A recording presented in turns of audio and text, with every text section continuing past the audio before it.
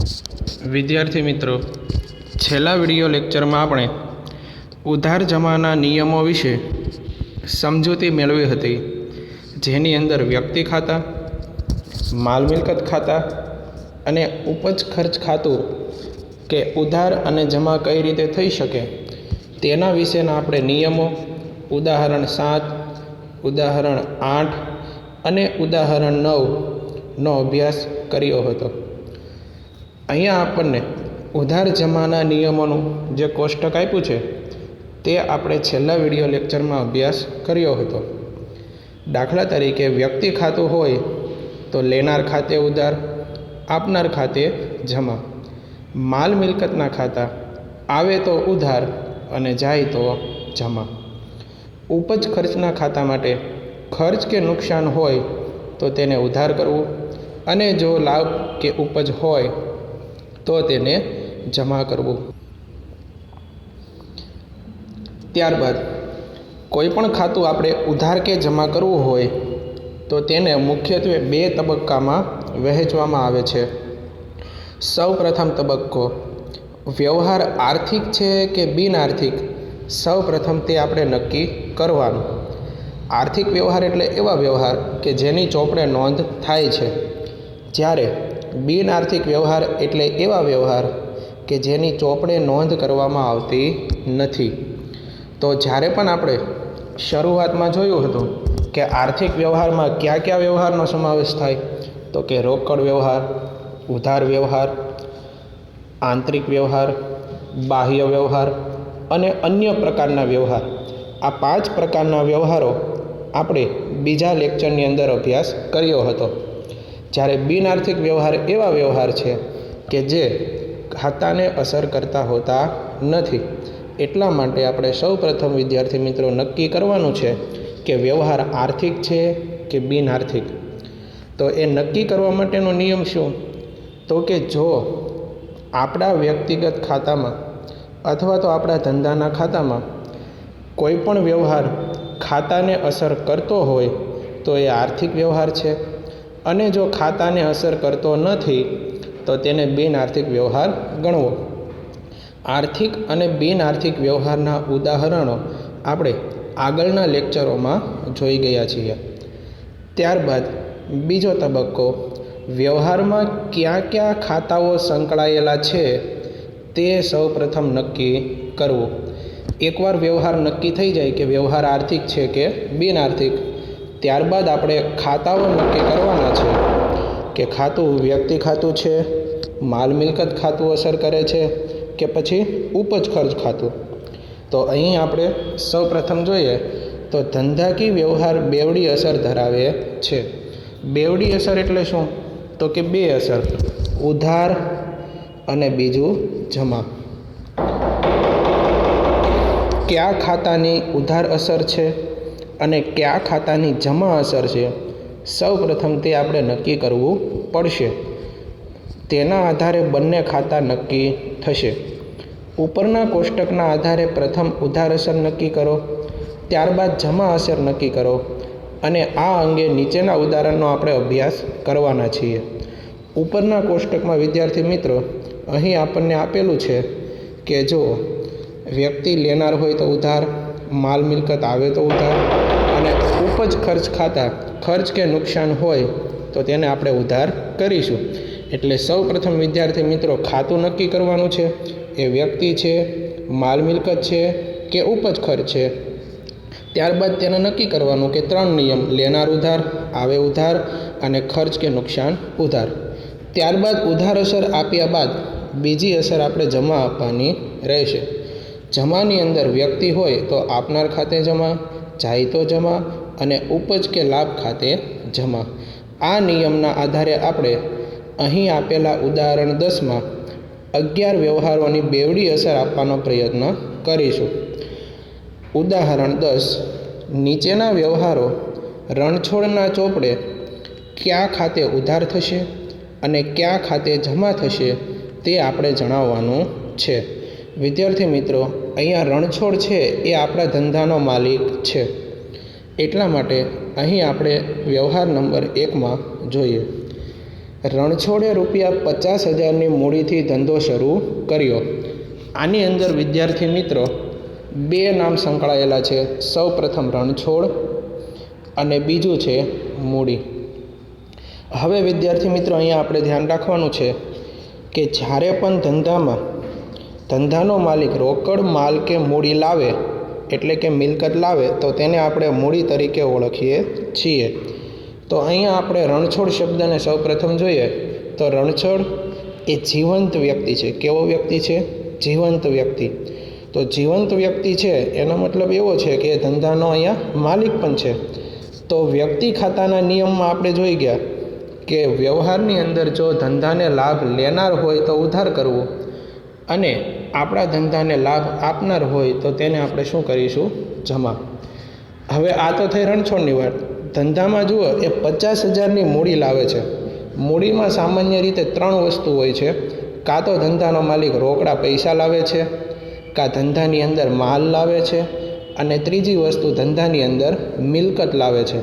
તો અહીંયા માલ કે મિલકતનો ઉલ્લેખ નથી એટલે આ વ્યવહારમાં આપણે એવું સમજવાનું છે કે 50,000 રોકડા લાવ્યો હશે. હવે રોકડ એ ધંધાની મિલકત છે તો મિલકતનો નિયમ તેની અંદર લાગુ કરીશું.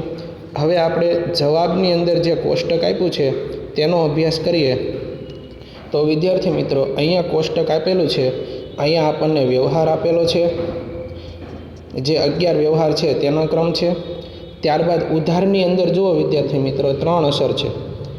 જો લેનાર વ્યક્તિ હોય તો લેનારમાં નામ લખવું, જો માલ મિલકત હોય તો માલ મિલકતમાં અસર આપવી, અને જો ખર્ચ કે નુકસાન હોય તો તેની અંદર લખવાનું રહેશે. એટલે સૌ પ્રથમ ઉધારની અંદર 3માંથી કોઈ પણ એક અસર આવવાની રહેશે. જ્યારે બીજો વ્યવહાર આપણે જોઈએ તો કે જમા અસર. તો જમા અસરની અંદર પણ 3 છે.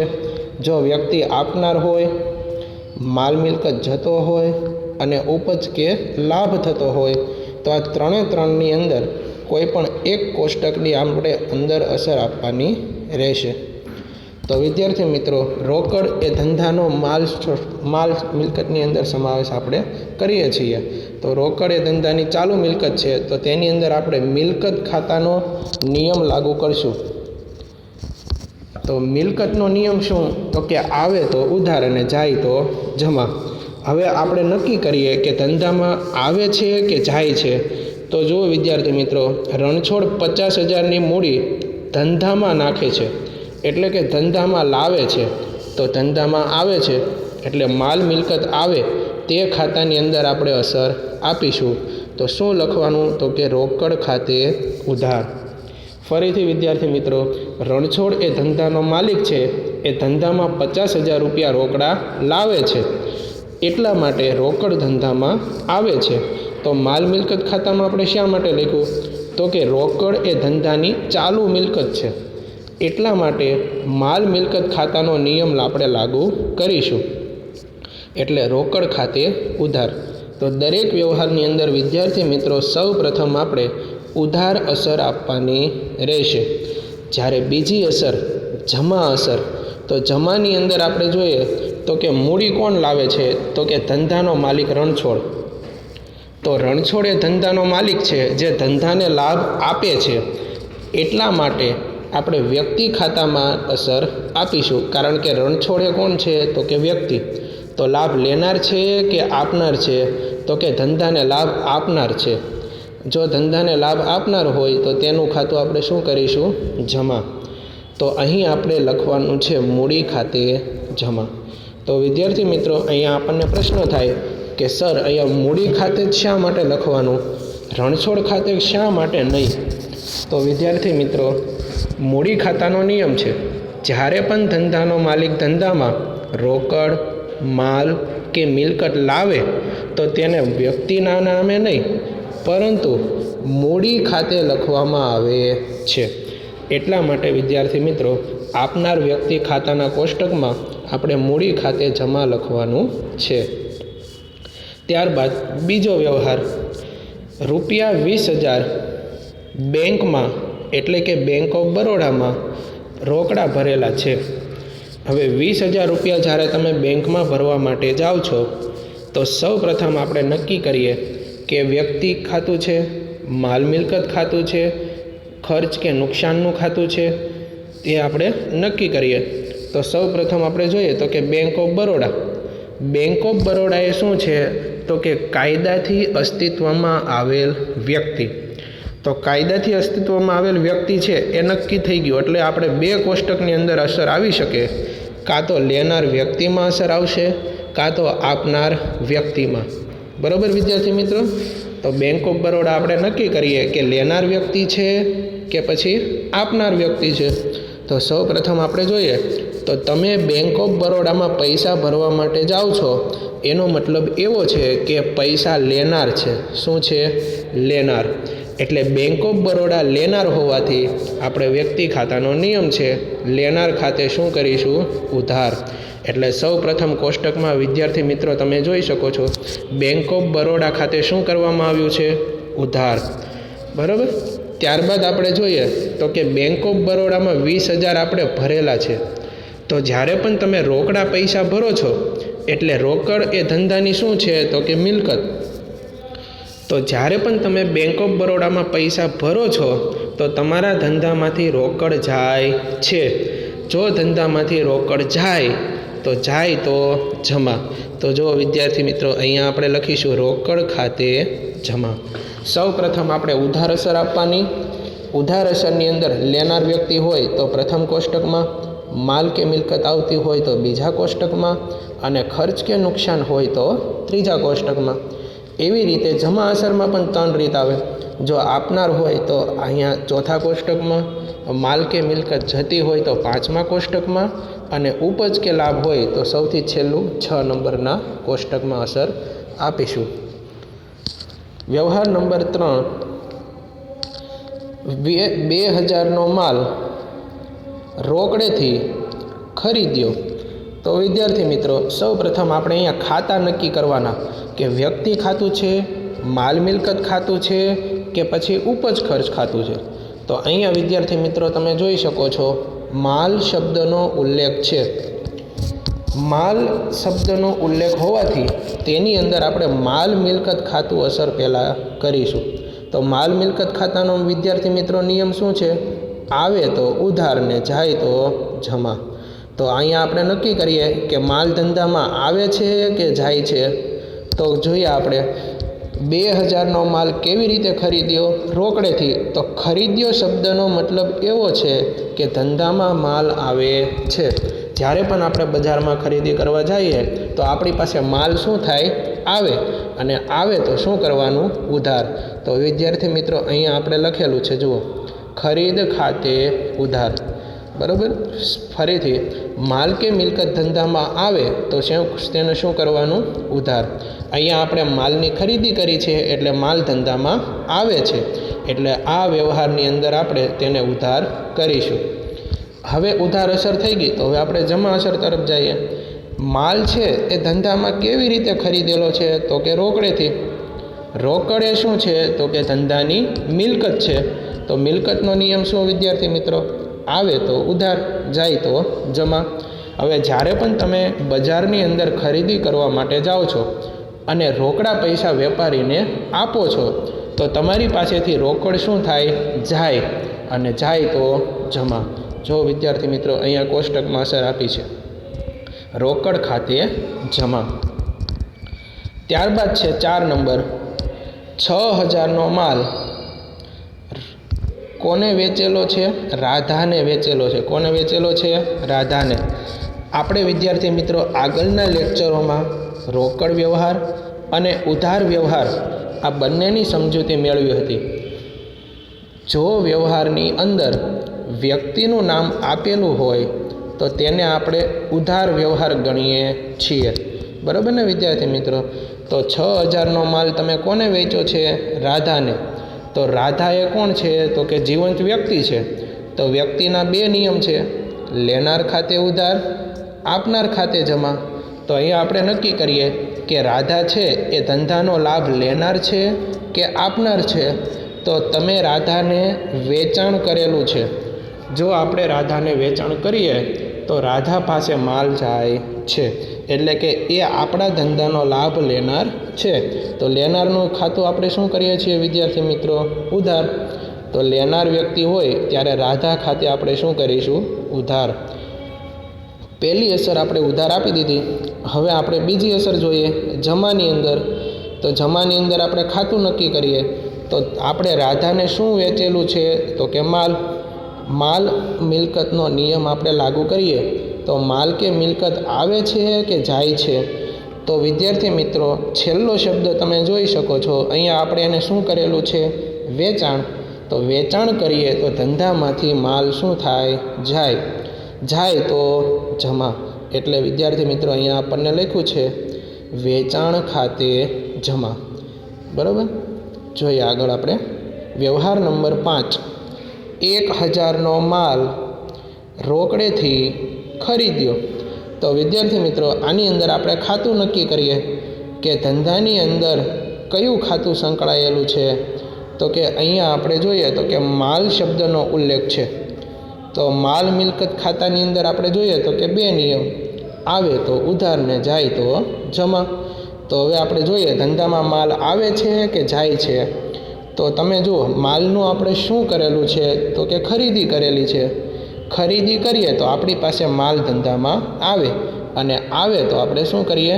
ઉધાર. તો બીજા નંબરના કોષ્ટકમાં આપણે અસર આપી છે ખરીદ ખાતે ઉધાર. હવે આપણે જમાની અસર આપીએ. તો જમાની અંદર આપણે શું લખીશું? તો કે એણે જુઓ રોકડેથી ખરીદી કરી. કેવી રીતે કરી છે? રોકડેથી. તો રોકડે ધંધાની શું છે? તો કે મિલકત. તો મિલકત ખાતાનો નિયમ લાગુ કરીએ. જોઈએ આપણે માલ કે મિલકત ધંધામાં હવે આવે છે કે જાય છે. તો રોકડેથી ખરીદી કરીએ વિદ્યાર્થી મિત્રો તો રોકડ આપણે ચૂકવવી પડે. જો ચૂકવીએ તો ધંધામાંથી શું થાય? જાય તો જમા. એટલે વિદ્યાર્થી મિત્રો અહીંયા જે લખ્યું છે રોકડ ખાતે જમા. વ્યવહાર નંબર 6. 2000નો માલ કોની પાસેથી આપણે ખરીદેલો છે? તો કે મીરા પાસેથી. મીરા એ કોણ છે? જીવંત વ્યક્તિ. ત્યારબાદ આપણે જોઈએ તો કે શું ખરીદી કરેલી છે? તો કે માલ ખરીદી છે. તો માલની જ્યારે આપણે ખરીદી કરીએ તો એ ધંધામાં શું થાય? આવે, અને આવે તો આપણે શું કરીએ છીએ? ઉધાર. તો 2 નંબરના કોષ્ટકમાં આપણે જોઈ શકીએ છીએ ખરીદ ખાતે ઉધાર. આ તો થઈ ઉધારની વાત. હવે આપણે જમાકુની અંદર જોઈએ તો કે આ 3 કોષ્ટકની અંદર અસર આવશે વ્યક્તિ ખાતામાં, માલ મિલકતમાં ખાતા, અથવા તો ઉપજના ખાતામાં. તો વિદ્યાર્થી મિત્રો મીરા એ જીવંત વ્યક્તિ છે. જીવંત વ્યક્તિ હોય તો આપણે નક્કી કરીએ કે લાભ લેનાર છે કે ધંધાને લાભ આપનાર છે. તો એ શેના આધારે નક્કી થાય? તો કે છેલ્લો શબ્દ આપણને અહીં આપેલો છે ખરીદ્યો. હવે વિદ્યાર્થી મિત્રો જ્યારે તમે સામેના વ્યક્તિ પાસેથી ખરીદી કરો તો એ વ્યક્તિ તમને માલ આપે છે. એનો મતલબ એવો છે કે એ આપણા ધંધાને લાભ આપનાર છે. તો અહીં આપણે લાભ આપનારનો 4થું કોષ્ટકમાં જોઈ શકીએ છીએ મીરા ખાતે જમા. ફરીથી વિદ્યાર્થી મિત્રો ધંધાની અંદર જો આપણે માલની ખરીદી કરી છે તો માલ મિલકત ખાતામાં જાય છે, અને માલની ખરીદી કરીએ તો ધંધામાં શું થાય? આવે તો એને આપણે શું કર્યું? ઉધાર. અને બીજું વ્યક્તિ ખાતું સંકળાયેલું છે. તો મીરા એ જીવંત વ્યક્તિ છે. મીરા આપણે એની પાસેથી ખરીદી કરીએ એટલે એ આપણને લાભ આપનાર છે. એટલે આપણે 4થા કોષ્ટકમાં વ્યક્તિ ખાતાના નિયમના આધારે લખ્યું છે કે લાભ આપનાર હોય તો અહીંયા આપણે મીરા ખાતે જમા કરેલું છે. 7 નંબર 1000 રૂપિયાનું શું ખરીદેલું છે? તો કે ફર્નિચર. ફર્નિચર એ શું છે? તો કે ધંધાની કાયમી મિલકત છે. કાયમી મિલકતનો અભ્યાસ આપણે ચેપ્ટર 1માં કરી ગયા કે જે મિલકતનો ઉપયોગ આપણે 1 વર્ષ કરતાં વધુ સમય માટે કરી શકીએ તેવી મિલકતોને આપણે કાયમી મિલકત કહીએ છીએ. તો એની અંદર કોનો સમાવેશ થાય? તો કે જમીન, મકાન, યંત્ર, પાઘડી, પેટર્ન, ટ્રેડમાર્ક, કોપીરાઇટ, યંત્રો વગેરે વગેરે. તો અહીં આપણને ફર્નિચર આપેલું છે. આ ફર્નિચરનું તમે શું કર્યું છે? તો કે ખરીદ્યું છે. હવે વિદ્યાર્થી મિત્રો ફર્નિચરનો આપણને ખ્યાલ આવી ગયો કે ભાઈ એ માલ મિલકતમાં જશે. તો આવે છે કે જાય છે? તો છેલ્લા શબ્દની અંદર લખેલું છે આપણે ખરીદ્યું છે. તો જ્યારે પણ કોઈ મિલકત ખરીદીએ તો એ ધંધામાં શું થાય? આવે તો શું કરવાનું? ઉધાર. એટલે માલ મિલકતનું જે 2 નંબરનું કોષ્ટક છે એની અંદર જુઓ વિદ્યાર્થી મિત્રો આપેલું છે ફર્નિચર ખાતે ઉધાર. હવે તમે વિદ્યાર્થી મિત્રો જોઈ શકો છો કે આ વ્યવહાર રોકડ વ્યવહાર છે. તો આપણને ખ્યાલ કેમ આવે કે રોકડ વ્યવહાર છે? તો વિદ્યાર્થી મિત્રો વ્યવહારની અંદર ક્યાંય પણ રોકડ શબ્દનો ઉલ્લેખ છે નહીં. તો જ્યારે પણ આપણે રોકડ અને ઉધાર વ્યવહારના નિયમ જોયા હતા ત્યારે આપણને ખ્યાલ છે કે જો ધંધામાં રોકડ શબ્દનો ઉલ્લેખ હોય અને રોકડ અને વ્યક્તિ બંનેના નામનો ઉલ્લેખ ન હોય તો તેવા દરેક વ્યવહારને આપણે રોકડ વ્યવહાર ગણવાનો છે. તો અહીંયા આપણે જોઈ શકીએ છીએ કે ફર્નિચર ખરીદ્યું એટલે ફર્નિચર ખાતે અહીંયા આપણે ઉધાર કર્યું. તો હવે ધંધામાંથી રોકડ જાય છે, કારણ કે તમે ખરીદી કરો એટલે પૈસા ચૂકવવા પડે. પૈસા ચૂકવીએ છીએ એટલે ધંધામાંથી હવે રોકડ શું થાય? જાય તો શું કરવાનું? જમા. રોકડ એ ધંધાની મિલકત છે એટલે મિલકતનું જે આપણને કોષ્ટક આપેલું છે એની અંદર આપણે જમા કરીશું. વ્યવહાર નંબર 8, 300નો ખર્ચ થયો. કેવો ખર્ચ થયો? તો કે પરચુરણ ખર્ચ. કોઈ પણ ખર્ચ હોય તો અહીં આપણને વિદ્યાર્થી મિત્રો આપી જ દીધેલું છે. જુઓ ખર્ચ થયો. શું થયું? ખર્ચ. તો તમે અહીંયા કોષ્ટકમાં જોઈ શકો છો 6 કોષ્ટકમાં ખર્ચ શબ્દનો ઉલ્લેખ ક્યાં છે? તો કે 3જા નંબરના કોષ્ટકમાં ખર્ચ કે નુકસાન ખાતે ઉધાર. તો આપણને આની અંદર તો ખ્યાલ આવી ગયો કે 3 નંબરના કોષ્ટકમાં તેની અસર થશે. એટલે જુઓ વિદ્યાર્થી મિત્રો 300નો પરચુરણ ખર્ચ આપણે 3 નંબરના કોષ્ટકમાં લખેલું છે પરચુરણ ખર્ચ ખાતે ઉધાર. ફરીથી વિદ્યાર્થી મિત્રો કોઈ પણ ધંધાનો ખર્ચ હોય કે નુકસાન હોય એ હંમેશા ઉધાર કરવામાં આવે છે. બીજી અસર, જમાની અંદર 3 અસર આવી શકે વિદ્યાર્થી મિત્રો. આપનાર હોય તો જમા થાય, માલ કે મિલકત જાય તો જમા થાય, અને છેલ્લે કોઈ પણ પ્રકારની આવક હોય તો જમા થાય. તો આમાં નક્કી કરીએ કે પરચુરણ ખર્ચ થયો એનો મતલબ એવો છે કે રોકડા પૈસા આપણે ચૂકવેલા હશે. તો રોકડા પૈસા એ આપણે ચૂકવ્યા હોય તો એ ધંધાની મિલકત છે. ચૂકવીએ એટલે ધંધામાંથી રોકડ જાય તો જમા. એવી જ રીતે વ્યવહાર નંબર 9માં ડિવિડન્ડ મળ્યું શબ્દનો મતલબ એવો છે કે ધંધાની આવક છે. શું છે? આવક. તો વિદ્યાર્થી મિત્રો અહીં આપણે જોઈ શકીએ છીએ કે કોઈ પણ આવક આપણને આપેલી હોય તો ઉપર આપણે જોઈ શકીએ કે છેલ્લું કોષ્ટક જે છે એ આપણે ઉપજ, આવક કે લાભ થઈ હોય તો એ આપણે આની અંદર લખીએ છીએ 6 નંબરના કોષ્ટકમાં. જો ખર્ચ કે નુકસાન થયું હોય તો 3જા નંબરના કોષ્ટકમાં, અને આવક કે ઉપજ કે લાભ થયો હોય તો 6 નંબરના કોષ્ટકમાં આપણે એની અસર આપવાની છે. તો અહીંયા આપણે તમે જોઈ શકો છો વ્યવહાર નંબર 9ની અંદર 200 રૂપિયા ડિવિડન્ડ મળ્યો તો ડિવિડન્ડ ખાતે જમા. જે આવક થઈ હોય તેનું નામ લખવાનું છે અને જે ખર્ચ થયો હોય તો એ ખર્ચનું નામ લખવાનું. બરાબર? તો અહીંયા ડિવિડન્ડ ખાતે શું કર્યું? જમા. તો હવે ઉધારની અંદર આપણે જોઈ શકીએ છીએ કે ડિવિડન્ડ હંમેશા આપણને ચેક દ્વારા એટલે કે બેંકમાં મળતું હોય છે. એટલા માટે અહીંયા બેંક ખાતે ઉધાર કરેલું છે. 10 નંબર 200 રૂપિયાની મજૂરી ચૂકવીનો મતલબ એવો છે કે એ ધંધાનો ખર્ચ છે. શું છે વિદ્યાર્થી મિત્રો? ખર્ચ. કોઈ પણ ખર્ચ હોય એ આપણે 3જા કોષ્ટકમાં લખીએ છીએ એટલે કે મજૂરી ખાતે ઉધાર. ચૂકવ્યો શબ્દનો મતલબ એવો છે કે ધંધામાંથી તમે રોકડ ચૂકવીએ છીએ. રોકડ ચૂકવીએ તો રોકડ ધંધામાંથી જાય, અને જાય તો જમા. 11મો વ્યવહાર 15,000નું યંત્ર. શું ખરીદેલું છે વિદ્યાર્થી મિત્રો? યંત્ર એ શું છે? ધંધાની મિલકત. મિલકતનો નિયમ શું? આવે તો ઉધાર ને જાય તો જમા. તો યંત્ર છે એ આવે છે કે જાય છે? કેના પરથી ખ્યાલ આવે? તો કે છેલ્લો શબ્દ આપ્યો છે ખરીદ્યું. જો ખરીદીએ તો આવે અને વેચીએ તો જાય. તો અહીંયા ખરીદ્યું આપ્યું છે એનો મતલબ એવો છે કે ધંધામાં યંત્ર આવે છે. તો અહીં આપણે 2 નંબરના કોષ્ટકમાં લખીશું યંત્ર ખાતે ઉધાર. અને યંત્ર છે એ કોની પાસેથી ખરીદેલું છે? તો કે રમેશ બ્રધર્સ પાસેથી. હવે વિદ્યાર્થી મિત્રો અહીંયા ધ્યાન આપવાનું છે કે રમેશ બ્રધર્સ કોણ? તો કે કાયદાથી અસ્તિત્વમાં આવેલ વ્યક્તિ છે. અને વ્યક્તિ ખાતાનો નિયમ શું છે? તો કે લેનાર ખાતે ઉધાર, આપનાર ખાતે જમા. તો રમેશ બ્રધર છે એ લેનાર છે કે આપનાર છે? તો જ્યારે પણ તમે સામેના વ્યક્તિ પાસેથી ખરીદી કરો છો તો સામેનો વ્યક્તિ તમને માલ કે મિલકત આપે છે. તો સામેનો વ્યક્તિ આપણને આપે છે એટલે આપનારનો નિયમ આપણે લાગુ કરીશું. એટલે ચોથા નંબરના કોષ્ટકમાં કે આપનાર ખાતે જમા એટલે કે આપનાર કોણ છે? તો કે રમેશ. તો રમેશ બ્રધર્સ ખાતે જમા કરવાનું રહેશે. તો વિદ્યાર્થી મિત્રો અહીંયા આપણે 11 ઉદાહરણ જોયા છે. એનો આપણે વ્યવસ્થિત અભ્યાસ કરીશું અને જે પણ વ્યવહારમાં આપણને સમજ ન પડી હોય તે આપણે યુટ્યુબની અંદર જે નીચેનું કોમેન્ટ બોક્સ હોય છે તેની અંદર પૂછી શકાય અથવા સ્કૂલે આવીને રૂબરૂ પણ પૂછી શકાય છે. તો અહીંયા આપણને 11 વ્યવહાર આપ્યા છે તે આપણે કઈ રીતે નક્કી કરવાના?